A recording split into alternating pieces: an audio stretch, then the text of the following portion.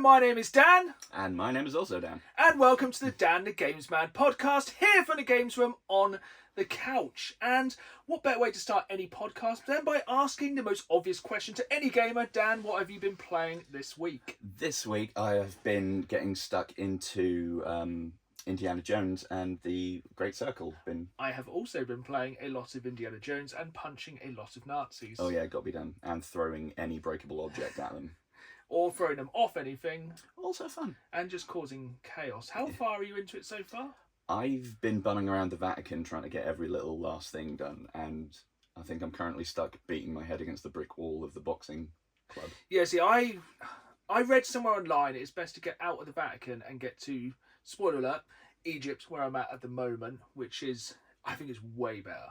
Yeah, to be fair. It is much more exciting. But yeah, it's such a good game. There's just a very good sort of world building about it that I think is clearly reflective of how much they enjoy the franchise. It's not just a cash grab. Yeah, it really doesn't fit. It feels like a sixth Indiana Jones. How many Indiana Jones? It depends which Indiana Jones films we class as existing. Which, there's some that probably shouldn't. But yeah, it just feels like a continuation of the film series, doesn't it? Yeah, even to the point where they've obviously grasped that the whip is such an integral part of the character that the physics on it are just ridiculous. Absolutely crazy. And the whip, you actually get to upgrade the whip later on. Again, spoiler alert. But yeah, that makes it really cool. And I think, yeah, it's the fact, it's not like, if you haven't played it, it's not like a first person shooter, is it? No, not at all. But it's also not the most stealthy game. It can be quite stealthy, but I think it's quite slapstick, is how I'd...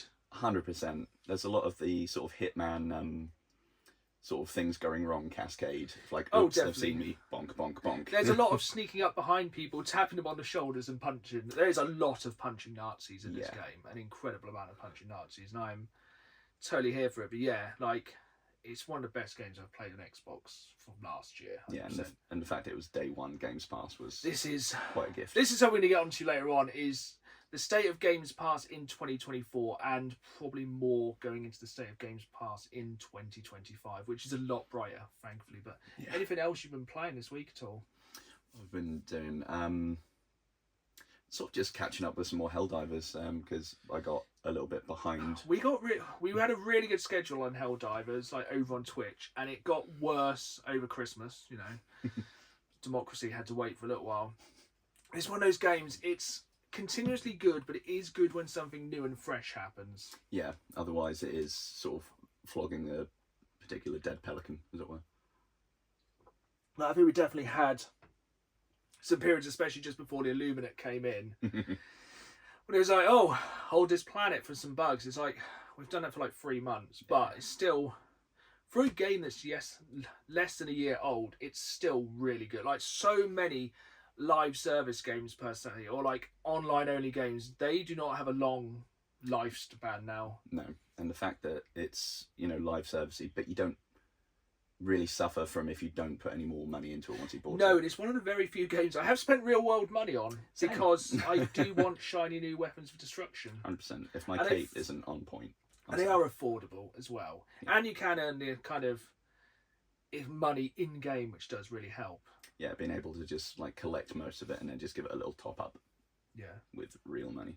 And also as well, on the topic of games you've been playing, I know you've been playing Vampire Survivors. Oh yes, 100%. I think I really infected you with that one. It's addictive, isn't it? I think so far you're 4 for 4 on games where you're you might like this, and then it's just become my hyperfixation. Seriously, if you haven't played Vampire Survivors, again, it's on Games Pass, but it's why is it £3 or something absurd? I must have put 100 hours into that game. Easy. Yeah, I only started playing it, I think, in late October, and by the time the Xbox wrap-up thing, it was my most played game of the year.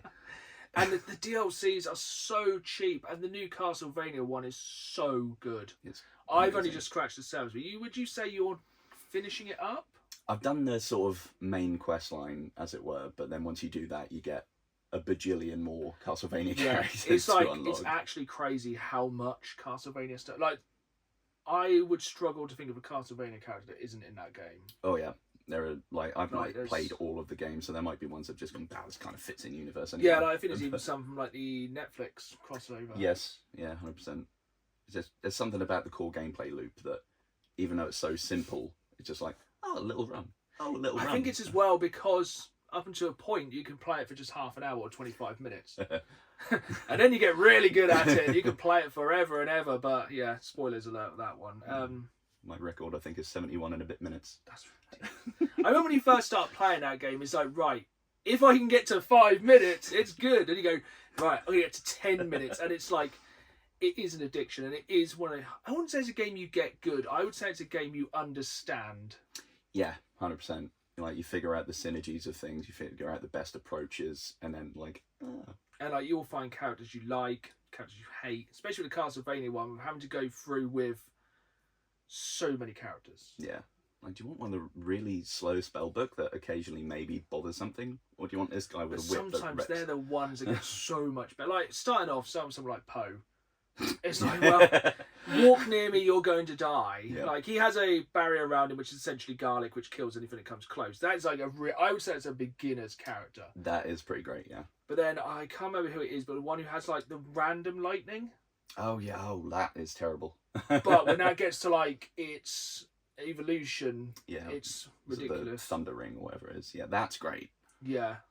But the regular one, yeah, if you're hoping it's going to get one near you to save you, out of luck. It's just going to go somewhere else. I think what is surprising recently, I've been playing a surprising amount of mobile games, one of which I know you are also playing, which is Pokemon trading card game on mobiles, aka crack, or just gambling for the family. Yeah, effectively. It's so good, but I think it's probably the lesser of two evils than buying actual Pokemon cards. Yeah, I think with how much I've just been hooked on trying to get the virtual packs, which are free, and, you know, grinding that extra little bit just to get another one. If I was buying the real packs, oh, it's like, I'd be bankrupt. yeah, 100%. That is a game I haven't spent any money on yet. I also haven't done the premium pass, even though it's kind of tempting, but I think it's like £10 a month, which I'm like, So I don't know if this is just because I've recently got it, but at the minute it's like, do you want to do a 2-week free trial of that? I know there's a trial, and if you remember to cancel it, it's free. So Yeah. I do feel like, I think if I had like a week off, I would hammer it, That's fair. get everything done, and then just bin it off. Yeah. But we have got some more Pokemon TCG news coming up after me talking about my #1 gaming addiction at the moment, which is What would that be? it's Balatro. It's been Balatro for like 2 or 3 months. I think it was before Christmas I started playing Balatro, and I'm just starting to get good. And that is a game which is addictive. It is, I wouldn't even say it's simple. It's complicated, and then it gets more complicated, then it gets more complicated, and you're like, you have like boards, you're like, right, if I get this card, then this card, I combine them and do that and do this. And it's like, if you get them, it's basically poker on speed. So it's like poker, but all the jokers do different things. Like, you might get a joker which does like a 5 times multiplier, or you get a joker that makes all kings score double. But then you might get something that doubles something up, and it's basically making the jokers do something to each other, which does something to the cards. It's incredibly hard to explain if you've never played it, but oh, it's so good. It's like, it's so simple, and you can play a run in like 20 minutes, and yeah, it's one of those perfect kind of pick up and play kind of games where it starts so simple. And the fact it's been released on everything, and also it does have some really good crossovers. Like, I know it's got a Vampire Survivors crossover, so there's a deck of vampire cards. They make no difference, they just look cool. But I also know they've done a Balatro quest line in Cyberpunk 2077 now. What? Which is really cool. And also the social media for Balatro on TikTok is tapped. It's really odd.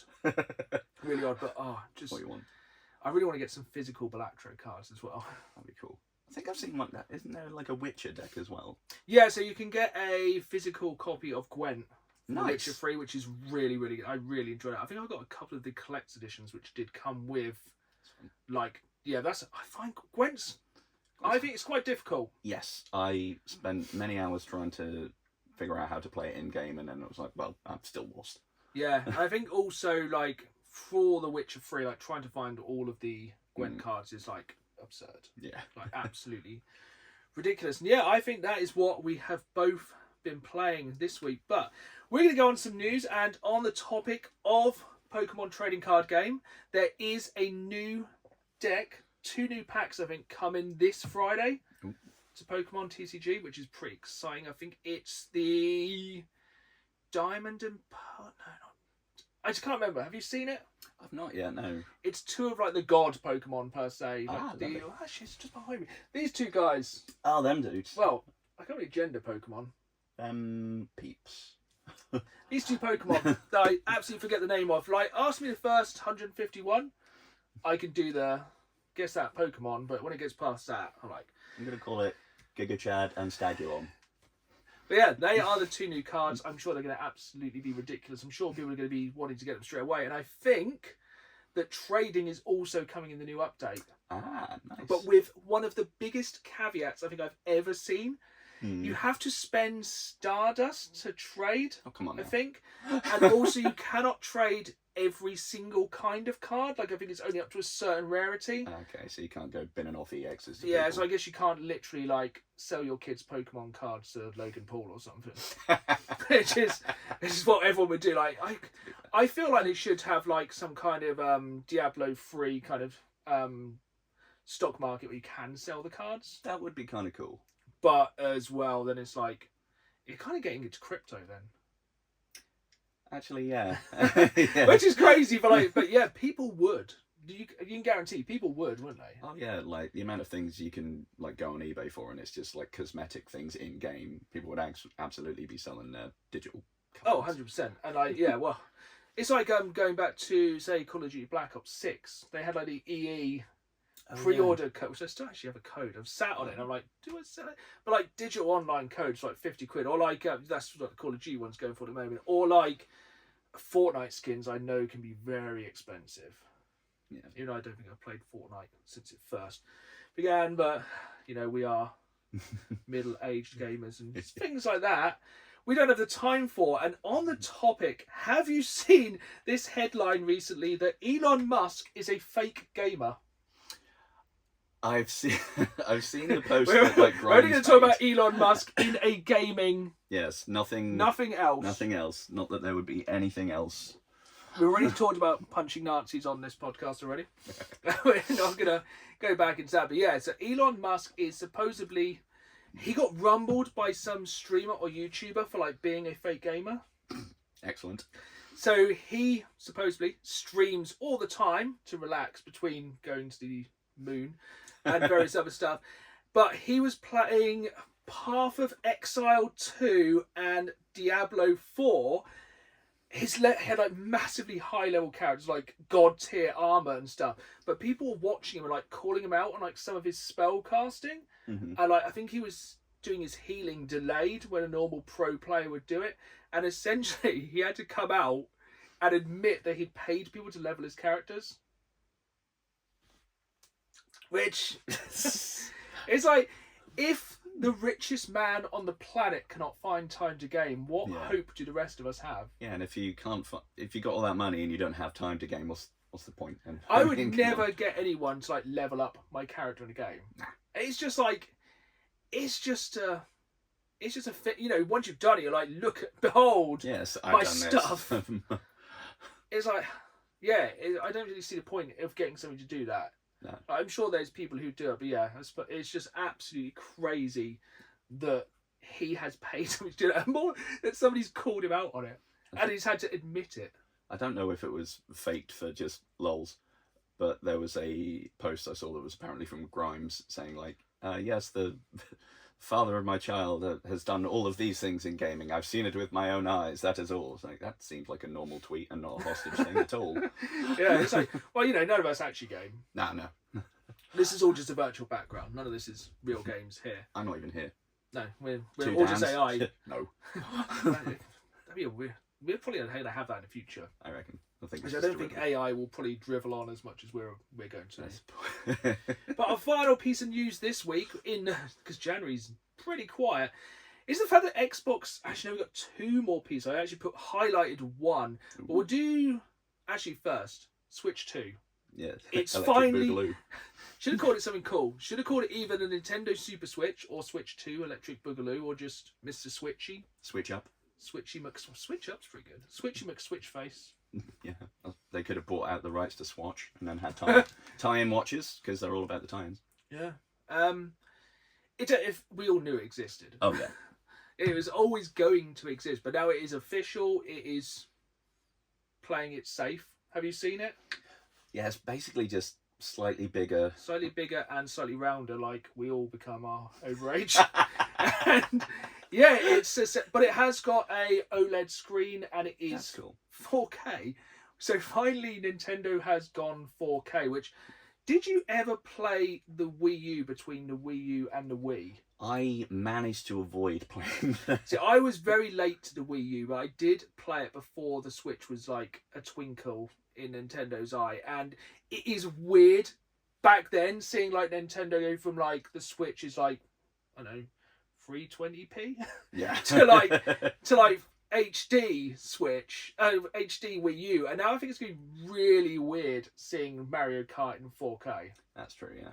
But that is the one thing that really excites me about the Switch 2 is the new Mario Kart.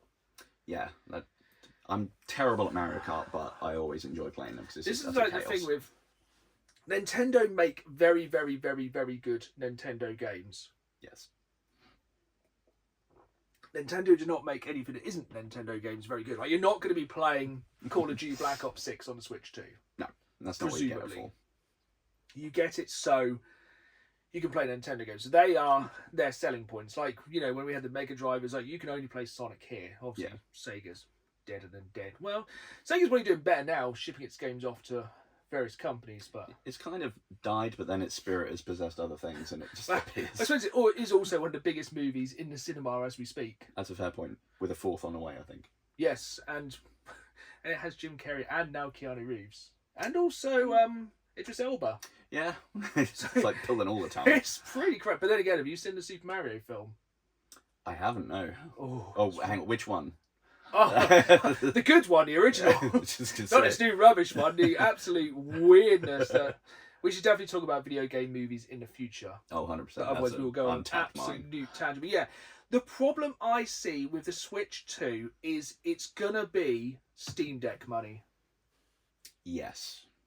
It's going to be the same price for essentially the same thing with a slightly smaller library than the Steam Deck. Isn't the Steam Deck getting like 6,000 games a week or something absolutely absurd at the moment? And the thing is as well, Steam sale. Yeah. I reckon in 40 years time, Switch games will still be 40 quid. Yeah. And on top of that, as well as like Steam sales, you can go on things like CD keys. Yeah. Just buy your PC and these Steam games cheaper on there, and then bosh, done. But I think that's the thing with Switch 2. It is going to be the only way to play Nintendo games. Yeah. And I'm thinking this new Mario is going to be incredible. I'm really expecting they're probably going to delay the new Pokemon. Yeah. Which seems to have disappeared over time. I expect the new Pokemon will disappear. And I expect Metroid Prime 4 will be the final kind of swan song of the Switch and the start of Switch 2. Yeah. I think they will release it on both. Do you reckon Switch games will be playable and sort of They back are. and forth? It has confirmed it's backwards compatible. Cool. I saw something wondering if they were going to put like a little nodule on the side so you can't. It would have been. It's good they are doing backwards compatibility because the Switch library is huge, and I'm still on a massive Switch backlog. Yeah. Absolutely insane. Switch back. But Nintendo weren't the only ones to have a big announcement this week. We also had the Xbox Games Direct, which they have announced some big games, probably a few of which we are both going to talk about now in our top 5 upcoming most anticipated games of 2025. So I recently did a list of 10 on my channel, so some of mine will cross over with that list. Actually, all of mine are on that list. And I'm going to let you go first and see if we have any crossovers, and then if not, I'll drop any games I got in after. So Dan, you have the floor. So my first one, as you probably would have guessed, even if you didn't see the iPad, is Atomfall, which I'm very excited for. It's been it's also on my list. Yeah. It's been developed by Rebellion Developments, which is very fun. So what have Rebellion made recently? They're Sniper Elite boys. They are. Alien vs Predator games. Oh, I do like the Alien vs Predator. Have you seen there's a new Sniper Elite as well? Yes, It's that co-op. nothing. So this is going to be a running theme of today. That's also day one on Games Pass. Nice. Yeah, that's day one. Oh, co-op, then you can, you know.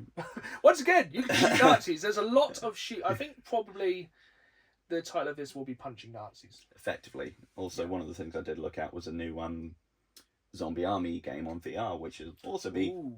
undead zombies. Oh, undead Nazis even. They're just the best enemy for any game. Effectively. You don't have to feel bad. No. But yeah, Atomfall looks absolutely incredible, doesn't it? Yeah, it's going to be... I think the chops for it are very impressive. I mean, Yeah. It's been made by the sister company of sort of Rebellion Publishing, who bought 2000 AD. So the story part of it, I imagine, they've probably got a lot of access to people that will do some decent writing. Yeah, and I think the setting's going to be incredible. Like Cumbria, I think it's just... Is it late 40s, early 50s? I think so, yeah. Stuff like that. It's based on a nuclear fallout. Yeah, and Not a bomb, just a meltdown, isn't it? Yeah, just everything goes whoop whoop. Yeah, like it's actually based on a real event as well. Oh yeah, that's which cool. I think it's the Windfall disaster, which I've never heard of until that game was announced. Same actually, yeah. And a good thing as well, I think anyway, is that Rebellion being a British company, it won't have the sort of core blimey governor thing of like. I hope there's at least one core blimey governor person. It's like, oh, this British game has been made by people that have never stepped outside of New Jersey. So Yeah. it's just either very posh very people or imagine probably- like a What We Do in the Shadows style. That'd be amazing. So yeah, from what I can see, I know it's drawing a lot of comparisons with Fallout and such, but it seems to have more of an Outer Worlds, Borderlands sandbox I think so. approach. I think it's going to be a lot more kind of talking, stealthing, getting people to do what you want, convincing. That's what I was looking for. Yeah. Convincing people, treachery, more like rather than just kind of running in with a fat boy and leveling the whole of Cumbria. Yeah, and I think it probably plays well to it as well that it's going to have smaller interconnected areas, because if you compare like Cumbria to the Mojave, like if you have open world Cumbria, you can probably cross it like pretty quick. Yeah, I expect it's probably going to be a forest, some moorland, the lake, a river. Yeah, But I think it's going to be very. I'm very, very excited for it. It was the first game on my list as well. yeah, I'm very intrigued And for is Hot that, Fusion. is that next month? No, that's not next month. That It's one, did I write March. that down? Yeah, 27th of March. That should 27th be of dropping March. day one. This year's looking crazy. We got some hefty drops. I'm definitely going to have to pay somebody to level up my games. Did you want to go one for one, or No, because we crossed paths on that first one. I'm 100% with that one. So yeah, what was your second? so second one? Interestingly, as I just referenced New Vegas, this one's actually being developed by the people that made New Vegas, Obsidian, and that is Avowed. Which is also the second game on my list. Ah, great minds. See, this is not going to help with people thinking it's just an AI second you. No, but this is also going to push the narrative of this episode that this year on Games Pass looks absolutely awesome. There's some really rich, content-heavy. There is a big game there's a big must-play game every month this year on Games Pass, I'd say. Yeah. And I think we've just covered the first 2 months. Yeah, it just seems like there's going to be so much to these games that it's not going to be a quick, oh, that's fun, fuff around for a bit. No. Just get stuck in So I adventures. think we're probably both going to finish Indiana Jones. Yeah. And then it'll be going on to this next game Avowed. Then probably straight into Atomfall. Yep. But yeah, it's more about Avowed. So, as notable works from Obsidian, not just New Vegas, but South Park: Stick of Truth. I actually really Same, like same. that game. Really game. And did they make the second game as well? The Fractured But Whole. I'd be surprised if they didn't. Mm. Although a lot of it seems with each South Park game that comes out, it It gets changes. Yes, in some way or another. Yeah. So what I didn't realise until looking into it is that not only can you dual wield magic and melee weapons, but there's That's firearms as well. Is there firearms? Yeah, Can imagine you some- have a sword and an arm of fire? Oh, a fire! I thought you made an arm on fire, which I I'm mean- sure you can. More than likely. So guns as well. Yeah, which I'm very intrigued about. That's cool. Oh, you could do such a. I think the thing I'm excited about Avowed is how you could do some really sick setups. Yeah. Like, yes, you can do I'm a barbarian, axe and stick for hitting stuff, or if you can do like a kind of long range archer kind of build, really, with 2 guns. Like you do like a dual wielding, like John Wick style thing, or you could do That'd like be very a fun. wizard with like magic, and yeah, it's going to be really. It looks really good. And it looks like there's a lot of synergy with powers as well, and you can have quite a dynamic, sort of customized approach to it as well. So, Yeah. almost like with Bioshock, I think there might actually be some of the people that maybe worked on one of the Bioshocks involved. In that you could freeze them and then just go up and wallop them into pieces. Yeah. Which always good. And it looks very. We are both quite hardcore D&D nerds. It looks very yes. D&D, doesn't it? 100%. It looks very kind of old school Baldur's Gate. Yes. Very high fantasy, some bright colours, a little bit trippy. It's kind of, it's what you expect. It's Yeah. quality fantasy role playing kind of game. Some very rich conversations and some very in-depth lore. And I think it's going to build a really good world. I think that's one of the things. It's going to be. I hope it's the start of a big world, because Obsidian are fantastic at building worlds. Yeah, and they've had a bit of a tough run, because I think they got bought out in 2018 because they went a bit south, and then Pillars of Eternity had to be kickstarted, I think. So this is their first like big game in a while. Although they are also, They got bought out by Xbox. that'd be it. In the Xbox's acquisition of everything of 2023, 2024, they just bought every studio that wasn't. They actually own my right kidney. Yeah, they own my left, so I think that's a full set. Oh, nice. But yeah, very excited for Valve. Not long to wait. No, actually. So yeah, I'm gonna need to stock up on the vitamin D tablets because I won't be leaving the house very much. No, it's gonna be a very. At least it's a good time of year for gaming. Yes, 100%. What is your third game? Little sneaky one in here you might not have seen come, or you probably know about, but it's Terrifier, the arcade game. Yes, I have seen this. So isn't it like an old school side-scrolling, Yeah. 16-bit kind of game, like kind of Turtles in Time jobby? Yes. Yes. So ultra-violent side-scrolling beat 'em up. Super gory, fun pixel art, and it's got the sort of trademark dark humor of the films. Yes. Which is, I mean, you might think humor in those. I've seen it's very kind of, it's very like, it reminds me of kind of Zombies Ate My Neighbours. Yes. Or kind of mixed with Streets of Rage, mixed with Brutal Murder. Yeah, and it has a bit of a Nightmare on Elm Street, New Nightmare vibe, because the plot is Art's just creating havoc on the sets of films of people making films about art. I did not know. That's really cool. He's just like, I was kind of wondering what the story's going to be rather than murder. Yeah, and it's local co-op, which is nice, because I feel like that's died a little bit. Yeah, oh, well, couch co-op's what we like. Yes. I don't know who else you'll get. Probably the girl. Art, the girl, Vicky. Remember that lady who had no face? Is that Vicky? Yeah. I don't know. And then, I don't know. Maybe Chris Jericho. That'd be fun. Yeah, cool. That's true. Just... Never forget Chris Jericho's in Terrifier 2. Oh, yeah. And is it started? I haven't seen Terrifier 3 yet. Yeah, he's right at the start of there, yeah. As of yet, we don't have a release date for that, but they have been pretty keen on getting out this year. It's plainly going to go digital, and I expect it will probably get picked up by Limited Run. It screams Limited Run to me, or some kind of small company will pick that one up. Yeah, because nearly 100% guarantee that. Yeah, Limited Run kind of, they seem to enjoy more sort of cult almost ones as well. Yeah, they definitely kind of pick up the smaller, kind of more obscure games. I think that's definitely one they're going to look to picking up. Yeah. But yeah, that's a really good shout. Yeah, I think that'll be just some good, like, sort of turn off your brain, button mashing chaos, just for a good Yeah, giggle. and that's one I totally forgot about. What's next on your list? Next one, Elden Ring Night Rain. Which could go either way, if I'm honest. I'm a little bit nervous about it. See, I'm sighing because I never got good. I am not good at Dark Souls. I'm not good at any of the Souls-esque games. I love to watch them. I like to watch people stream them. I love the lore behind them, but the gameplay, I am useless. It is an acquired taste, I suppose. Yeah. It took me a while. I like my games to be somewhat relaxing rather than... That's fair. Incredibly. So is that the free player co-op one? It is, yes. And rather than having custom builds like in all the other Soulsborns, you have, I think, 8 sort of hero characters to pick from. So you have a set build, but the loot is randomized each time. The boss placement, and I think to an extent the world. Yeah. Roguelike. Isn't it? Is it a day? So 3 days. 3 days. I know it's like got some kind of day-night cycle. Yeah, you pick. I think you pick like your ultimate boss you want to go against.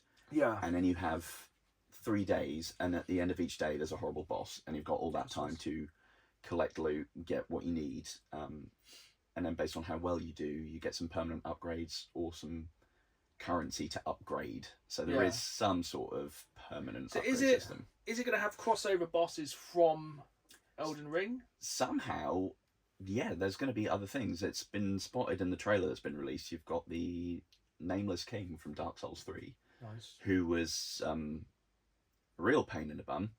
Yes. Massive lightning boy on a huge dragon that was just like, I'm going to scream at you from above. It's like, cool. See, I could get into this one because it could be co-op and I could be dragged kicking and screaming through it. To be fair, like, with how my reactions have gone in recent years, like, I tend to noodle about on the fun, more adventure bits, and when it gets to a boss, I'll be like, right, I need summons. Help me. Oh, just imagine how angry some people are going to get playing it online. Yep. You're going to get like some person like me who just walks in and goes, hello, play this game, just go book, and just be absolutely one-shotted by some absolute monster. You, at least, I'd assume, as you've got the pre-designed builds, you won't have the issue that I still have, even though I've played all of them, of not really knowing how to min-max properly. So I'll have stats here, there and everywhere based on just what I want to use rather than making a good build. Yeah, I expect it will kind of be more, you can just kind of jump in, pick something and it will work. Yeah, you know what will be good for Big Bonk or what will be good for finesse. Yeah, so if you want to be like kind of somebody who does a lot of parries or just rolls around like Sonic or he just stands there and just takes it. Yeah, it's just like... just two great shields just wander in like a truck. That was not what I expected to hear next of the Elden Ring games. Yeah, when so much of the community... I bet, I haven't looked into it, but I assume the community's angry because the amount of purists... Of course the community are angry. The community is always angry. That's true. Yeah, fair point. But the amount of ones that go like, oh, if you thumb and you haven't really beaten the boss. So the fact that this one's just like co-op. They're going to hate it. Yeah. And I'm here for it. Yeah, it should be good. I'm going to jump in here because I have another free-player co-op randomly. 2025 seems to be the year of free-player co-op. Have you seen FBC Firebreak? Oh my god, is that the one set in the Control universe? It is the one set in the Control universe where essentially like you are sent in to clean up the mess by the looks of things. I think like it looks absolutely incredible. It's a free-player cooperative kind of, I would say, Left 4 Dead-y kind of shooter. Yeah. And if you haven't played Control or Alan Wake, it's absolutely fantastic. The setting of Control is really, really good. Very supernatural, paranormal. It's going to be really, really good. I think it's going to go through a lot of places in the Institute. But I think as well with Elden Ring, 3 players is the optimum number because then you kind of have to work together. You can't 4-player co-op, 2 and 2. Yep. You're probably going to be fine. 3. You work together or one person's going to get picked off. Yeah. It's like, oh, we'll go get that. One person goes off and then it's like, where's Dave? You're going to with something like that, if you leave one person by themselves, they're going to get absolutely murked. And I expect it's going to be classes which probably work with each other. That's good, yeah. And it looks really, really exciting. It's not what I was expecting from the kind of Control franchise to go 3-player cooperative. Yeah, and first person, from what I can tell. Yeah, for first person as well. But it looks really, really good. I like SCPs as well, so yes, kind of tickles the... Yeah, I think it's definitely going to... I think they can... It's just infinite scope, really, isn't it? Yeah, and the guns are wild, just like... Yeah, yeah, like I like the kind of... Yeah, they look very like kind of steampunky. Yeah, I'll be disappointed if one doesn't make like Pop Goes the Weasel as it goes. Yeah, I can imagine like a music box or something where like a demon jumps out and rips people apart. Oh yeah, like a grenade. Just. What was your favourite SCP in like kind of Control? Oh gosh, I've got mine. I'll let you think for a minute. Mine was the fridge. Like it had to be watched consistently, yes. And if they turned their back on the fridge and it kind of killed that guy, I can't remember his name. He had like a really boring name like Paul or something. Yeah, I think it was that one. I was trying to remember if it was called Paul. Yeah, I know several. Yeah, yeah, I was trying to think if it was that or a TV, but I could remember the set piece. Maybe it was a TV. It was a fridge or a TV. But yeah, no, I think you're right. But yeah, that was mine. That game looks very exciting. There's not a great deal to go on it at the moment, but more Control and shockingly, It's games past day one. Nice. I'm not going to have to buy any games this year, I don't think. No, it's like, oh, we got these games for free. It's like, well, we got to pay for the service, but yeah, I've got 2 more, so I'll let you go again. That also means more money to buy online Pokemon cards. Yeah. Or to pay people to play our games. That too. Or pay Grimes to tweet that we do play our games. Yeah, I wonder what's cheaper. So have you got 2 more? 1 more, I believe. Yeah. Perfect. I'll let you go because one of mine is a speculative. So kind of same. Mine isn't confirmed. It's heavily suspected, and that is the rumoured Elder Scrolls 4 Oblivion remake. Which, if that happens, What do you reckon will happen first? The remake or Elder Scrolls 5? 6? 6. Definitely the remake. I don't think 6 is going to arrive till at least 2027. Do you think we'll land on Mars before Elder Scrolls 6? More than likely. I mean, like human colonization. I think by that point, Elon Musk will be a head in a jar and screaming about how he won a Dota 2 tournament. Yeah, it's like... I like how all these games have kind of come and filled the void of not having an Elder Scrolls. Yeah, effectively. Because, like, well, someone's got to do it. But yeah, the remake looks... I'm presuming it's going to be steamy. I don't know. So, from what I've looked in my relatively shallow dive on it, it's going to be a full remake in Unreal 5, which will be great because you don't want to have the creation engine of face all of the time. Yeah. Halt! And it looks like it's going to be across most platforms. And it's mainly suspected for a couple different reasons. There were some things published as part of a federal trade thing that said that there were some unannounced games for Bethesda, and it's like, unannounced, you say? And a art director, or was it a tech art advisor that was working with Bethesda, mentioned that there was a full remake of a game of Bethesda's being made for this year, and that they're working on in 2023-24. And then there are other bits that have just said on their website, yes, Oblivion remaster, that have then been kind of like hidden. I'm trying to think what other Bethesda remake it'll be to really disappoint people. It will probably just be like the anniversary update of Skyrim. Yeah, actually, it's worryingly long since I've had a Skyrim update. Switch 2. Oh, yeah, Switch 2 launch. That'll be it. That's print money. Do you think there will be... Actually, no, because if they... Actually, we'll go on to GTA 6 in a little while. But I think when... GTA 6? GTA 4? I think they will probably do more remakes. I think they will keep making remakes of Skyrim until they make something else, and I think they will still keep doing it because they just keep releasing like GTA. Yeah, that's now been on PS3, 4, and 5. Yep. And probably when the new GTA comes out, they will probably stop. You would hope, but I'm sure we'll talk about GTA 6 a lot this year. More than likely, because it's going to be absolutely ridiculous. But yeah, so I did not realise they were going to do a remake of that, so that could be very good. Yeah, apparently there's a bunch of systems that have been reworked, so it's not just like whacking everything over into Unreal, but they're changing like the blocking system to be more Dark Soulsy and parry-ish, which is good. It's, some of it has aged a bit now. Just standing there with a shield gun. Yeah. Just eating it. Yeah. And sort of like the stealth mechanics are going to be upgraded, so it will feel a little bit more. Because obviously, if you just did a straight like remaster and a polish of something that came out in what 2006, 2008, something. It's probably best not to think about it. That's true. I'll turn to dust in front of your very eyes. But yeah, I reckon if you pulled that forward now, it'll be like, oh god, my memories. No. Yes, I have played it reasonably recently, and it has aged. It does need to, especially sort of textures. Yeah. The textures do not look smooth now, but yeah, that's really good news. Yeah, I'm very happy about that. That's, even though I love Skyrim, Oblivion is my favourite of the Elder Scrolls games. So I have 2 more games, one of which is quite a nice segue from one of the worst looking games ever to one of the best looking games I've ever played. Have you played Ghost of Tsushima? I have. It was gorgeous. It's so good. It's one of the best looking games on PlayStation 5. I played it on PlayStation 5. I never played it on PS4. I kind of waited, got the complete edition, loved every minute of it. I don't even like samurais. I don't really like samurai movies. Same.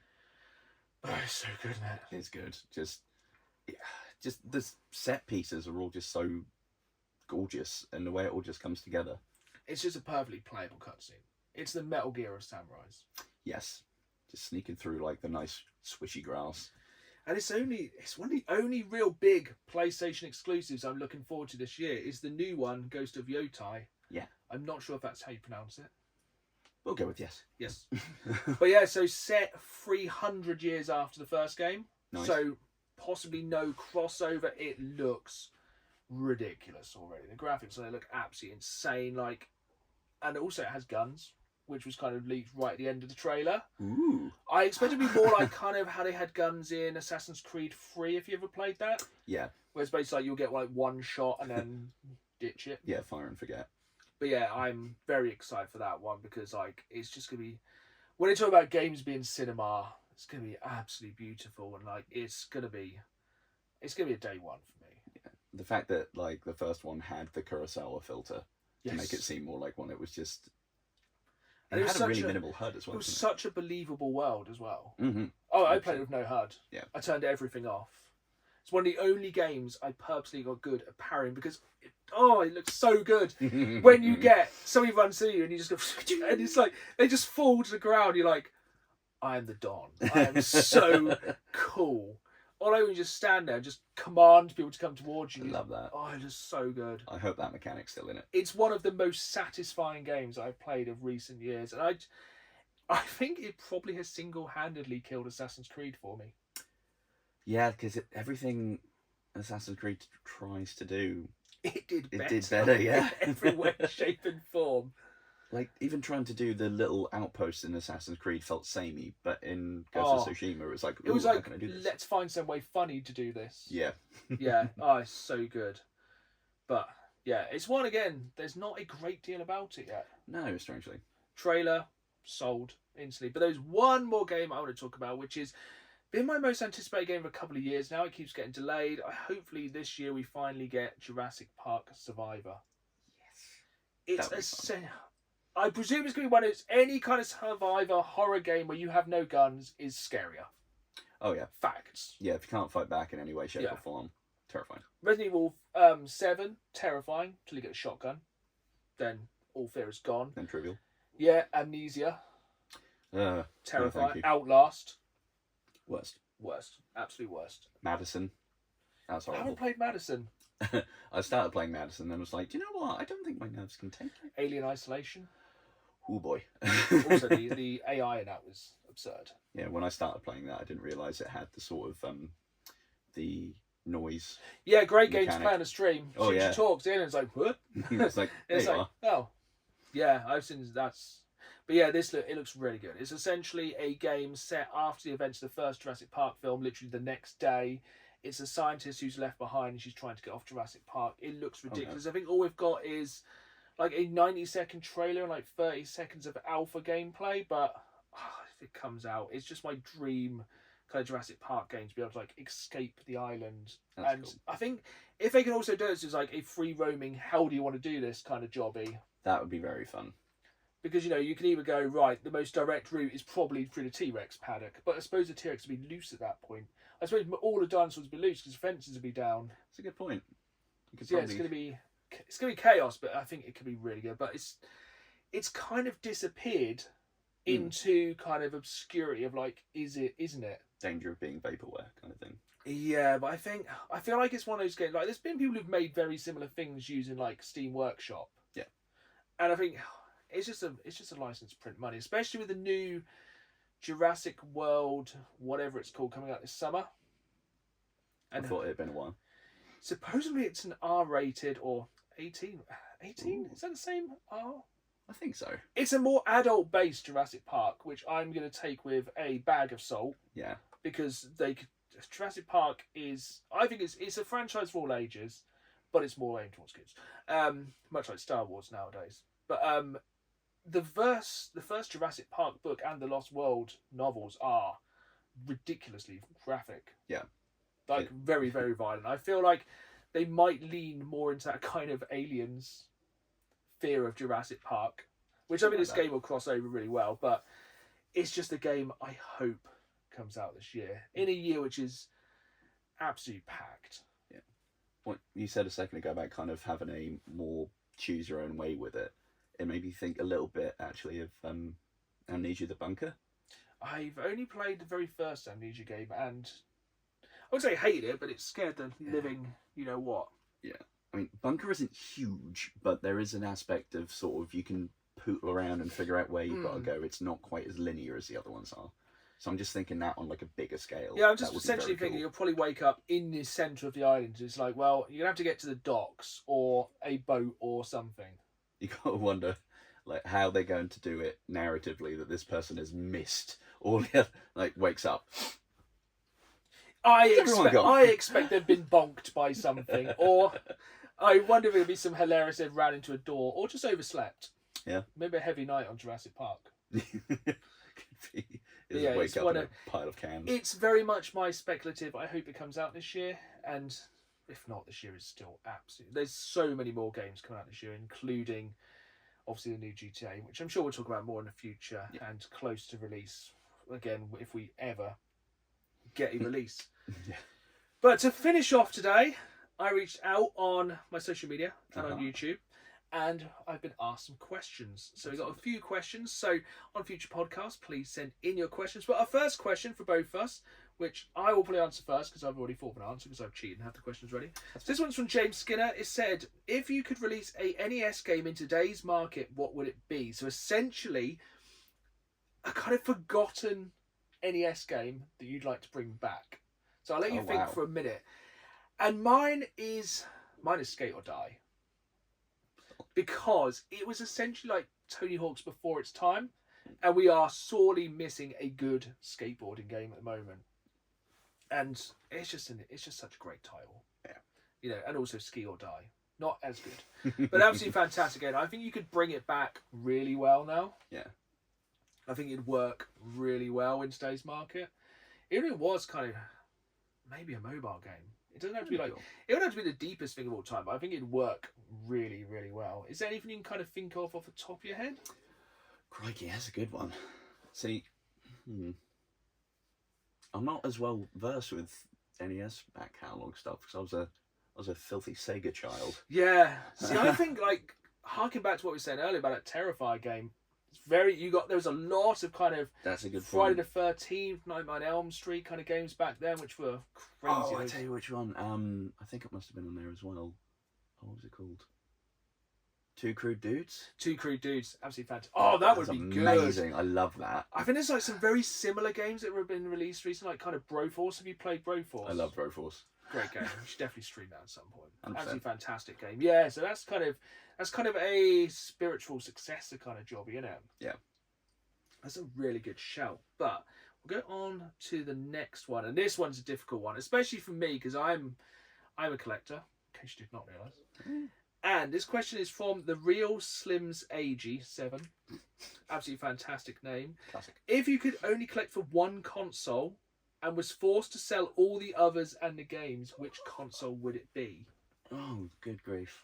So if you do not know, I have most consoles from Atari to Xbox, large collections for every single one, and I've racked my brains about this, and I think it changes day to day, but it would definitely be probably an older console that I'd keep, and I don't want to cop out. It would either be the PS1 or the N64, but I think I would go with the PS1 just because of the massive library for the PS1.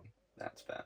It's like there is no game, genre, title. Basically, there was a PS1 game for most things. Yeah. Yeah. Many that probably ought not have been games. Yes. Yeah, like Spice World. But yeah, I think it's got one of the best old school libraries. That's fair. There are some real classics. I think in a similar vein, mine would be PS2 just because it was age of the third party. Yes, that's probably the only way to get a bigger library. Yeah. I like how none of us copped out and went PC. But again, who collects physical PC games now? Do they even exist? Is there such a... I suppose no. I'm going to go with no. Yeah, it can't be at this stage, can it? No. It's just all Steam. I reckon... No, I'm not going to make that. PS2 is a very good shout, though. Yeah, I mean, I had so many things on there that I would just love to just sit and play all day now. Like the Punisher video game. Oh, amazing. such a good game. First- That needs a remaster. Absolutely. I think Marvel will bury that and never let it Oh, happen. yeah. But then again, the new Daredevil series is meant to have the Punisher back in properly. Like the Netflix canon, the I'm going to rub your face against a broken glass window Punisher. Solid. So very excited for that. Definitely have to talk about Marvel in the future because it's a big year. Oh, yeah. It's a make or break year. But yeah, PS1 for me is a very good shout. PS2 is a very good shout because it's essentially you have probably the biggest games library of all time. You got all the third party, all the shovelware, just everything. And like all the good Rockstar games as well. All the good Metal Gears. All the survival horror games. Yeah. There's where a lot. So I've got a good start with all the PS1. There's a lot of big franchises starting on the PS1, but I dare say a lot of them improved on the PS2. Yeah, they hit their stride a lot. Like GTA, brilliant PS1. Yeah. Jump into GTA. 3D. Yeah. Oh my, the jump from GTA 2 to GTA London to GTA 3, absolute insanity. Yeah, and that just kind of set the precedent for any sort of open world game at that point, really, didn't it? Yeah. It's just absolutely. It basically invented the open world game. But we have one more question. And I've definitely set this one up from the start. This one is from Pixel Paul PXP. He asks, what is your favourite piece of gaming clothing you own?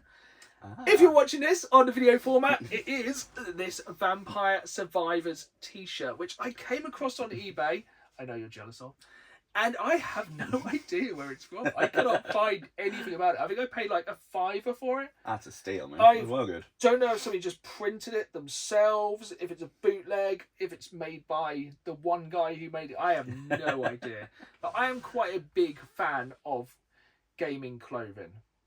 I think you kind of get to that point where you're younger, you're like, oh, it's not really that cool to wear game-based t-shirts. You get to a certain age, you're like, you know what, I really don't care. Yeah, full circle round. Yeah, I suppose like you see like kids like they go to Primark and have like PlayStation Mario t-shirts. You're like, oh, that t-shirt's pretty cool. And then we're like, no, that's not acceptable to wear in the adult world. It's like, could it?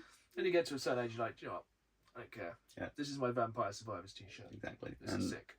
In the same vein, mine is a lovely Solaire Dark Souls t-shirt. If you're watching the video version. Do you like this? I love the art. See, this is the thing. I love everything about Dark Souls except the game. Yeah, the aesthetic is lovely, even if there are some unpleasantly swampy, blighty bits. But yeah.